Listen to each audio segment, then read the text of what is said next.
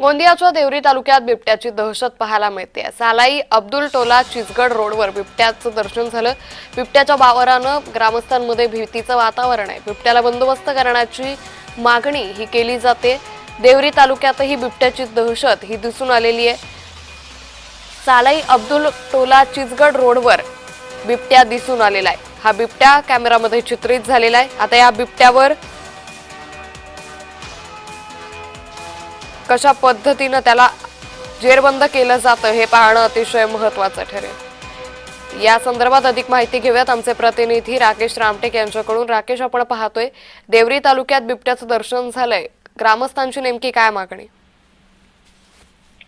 निश्चितपणाने गोंदिया जिल्ह्यामध्ये नवेगाव नागझिरा व्याघ्र प्रकल्प हा मोठ्या प्रमाणामध्ये पसरलेला आहे आणि या परिसरातील बिबट्या आता हा गावागावामध्ये पोहोचत असल्याचे चित्र दिसत आहे।